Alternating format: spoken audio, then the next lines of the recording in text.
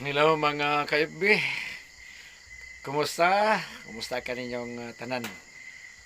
Shout out sa atong mga ka-FB, no? Sa atong mga support bisan og minus ang atong mga viewers tungod kay dili man lagi ta sikat og nila pa.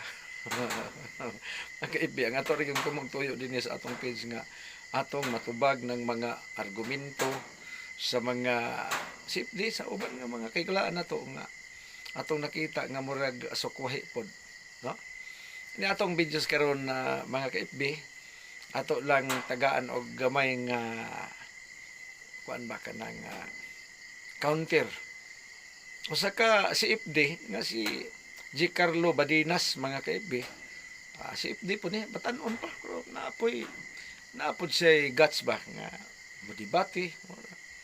Matod pa sa iyang post di kung kasabot ang mga sulpot ang matod pa niya ang atong gikaon panahon sa kanang pangalawat dili kuno simbolikal kung dili tinuod yun nga lawas ni Kristo.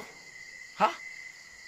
Nasyak ko mga ka-FB nagtanaw kaya nga naman si Kristo sa Hebreanon 1:3 tuwa na sa langit human siya namatay niya nabanhaw misaka na dito sa langit karon kay sige pa man og kaon anang sanang pagpangalawat unya ingon pa niya nga dili daw simbolikal kung dili si Kristo tinuod na gid daw nga Kristo ang ilang gikaon sa ato pa maka-FB dili man ingon nga binirtoldo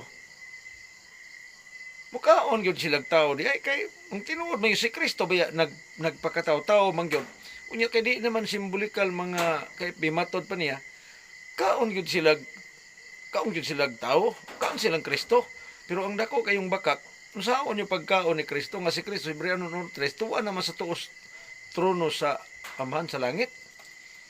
Maunay pagpamutbot nga angayan gid nato nang badlungon kay but man gid kay na mga ka-FB. Nya maningon nako nga basig resulta ra ni sa ilang trademark nga tanduay kay kining palahubog mga ka-FB na kinahanglan man gyud nagsumsuman. Nga mao na nga maghinubog naman nga sistema nga mayong kag tinuod yun nga lawas ni Kristo. Simbolo na si mga pero ila gihimo naman gilang tinuod nga lawas. Nangaungo na gid hinuon ni og maon mga ka-FB.